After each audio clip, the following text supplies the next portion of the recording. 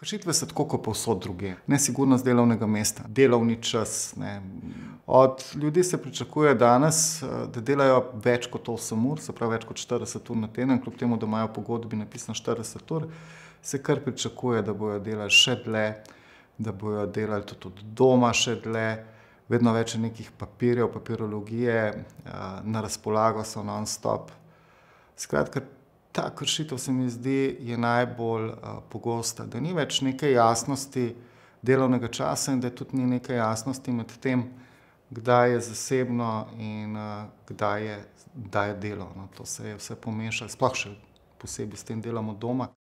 Po našem mnenju, ne, glede na to, da določene nevladne organizacije delujejo na področjih recimo socialnega varstva, pa zaposleni niso plačani tako, kot so plačani zaposleni, ki delajo v javnem sektorju in nimajo niti možnost napredovanj, niti nimajo možnost, da bi neke plačilne razrede napredovali ali karkoli. Ne. Skratka, ni nekega sistema narejenega. Zdaj, težko bi govoril, da je to res neka neposredna kršitev, ampak ja, je kršitev. No. Tudi odpuščanja nekega kadrovskih služb ni v nevladnem sektorju, kot ima recimo neka večja organizacija ali karkoli, in prihaja dostikrat do napak, ne, in so ljudje potem lahko tudi zaradi tega oškodovani.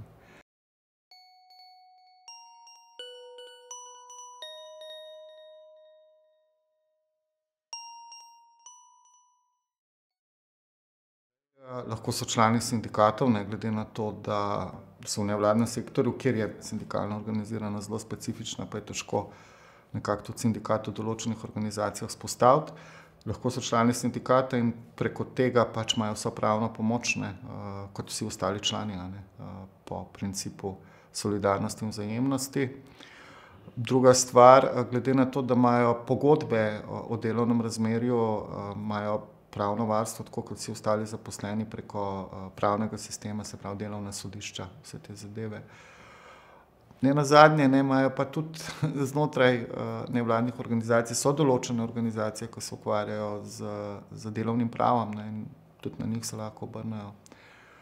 Tako da imajo te poti, ne. Je pa res včasih težko, ker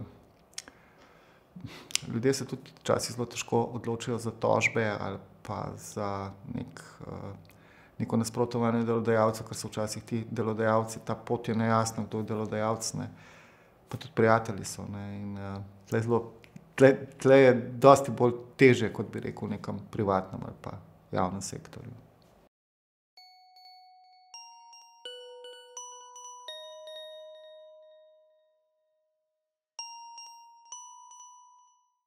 Zdaj, upam, da se ne splača, da je vse v redu, a ne, ampak ja, seveda, tako kot vsi ostali, ki delajo, ne, zdaj smo tudi sindikati malo razširili naše pojmovanje, kdo lahko član sindikata, ker včasih so bili člani sindikata lahko samo tisti, ki so bili preko pogodbe o delu, se pravi teh klasičnih delovnih razmerij. Zdaj so v glavnem vsi sindikati razširili možnost, da se lahko vključijo vsi, ki delajo, se pravi, ki lahko delajo tudi po civilnem pravu, se pravi po pogodbah o civilnem pravu, bodisi da imajo manjše espeje, bodisi da delajo preko avtorskih agencij, skratka tudi druge oblike dela.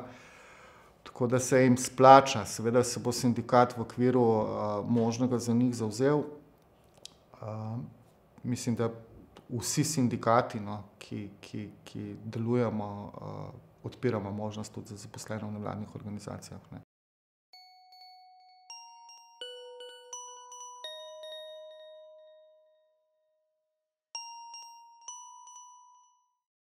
Vi imate več možnosti, a ne. Eno je, da se organizira sindikalna celica, se pravi, vi rabite najprej neko enoto, ne, bodisi da je to zavod, društvo, se pravi neko pravno osebo, v kateri se pač vrši proces dela, a ne.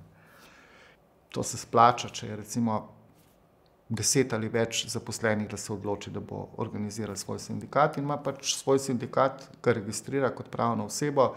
Sam postopek je zelo enostaven, pač naroči se žig, potem se na upravno enoto deponira pravila o delovanju sindikata, to je šimer, ni neka posebna znanost, izvoli se predsednika, ki je odgovorna oseba, in potem sindikat lahko zaživi in dela. Sindikat je reprezentativen, to pomeni, da ga mora delodajalec obveščati, pa tudi na nevladnih organizacijah, ne, takrat, kadar je v njega vključenih več kot 10% zaposlenih. Lahko je pa vsak, ne, zdaj ne rabite pa organizirati celice, če je manj zaposlenih, če se to ne splača ali pa če se samo en sam odloči v neki organizaciji, da se vključi v krovni sindikat. Ne. Takrat pa pač sindikat deluje zgolj in samo v varstvu posameznikovih pravic. Ne. Se pravi, recimo, če ima on težave pri dopustih, pri plačah in vseh teh stvari. Ne deluje pa sindikat kot pogajalska skupina napram delodajalcev, ne, ampak ščiti posameznika. Prvo je nek organizacijski model organiziranja sindikatov, skratka, da je sindikat organiziran v sami organizaciji, drugi je pa tako imenovani servisni model, ne, kjer pač krovni sindikat vrši servis za tega posameznika, ki je član sindikata. Včasih so bili člani sindikata lahko samo tisti, ki so bili preko pogodbe o delu, se pravi teh klasičnih delovnih razmerij.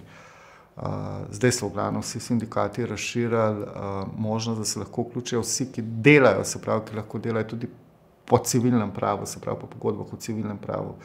Bodisi, da imajo manjše espeje, bodisi, da delajo preko avtorskih agencij, skratka tudi druge oblike dela. Tako da se jim splača, seveda se bo sindikat v okviru možnega za njih zavzel. Mislim, da vsi sindikati, no, ki delujemo, odpiramo možnost tudi za zaposlene v nevladnih organizacijah. Ne.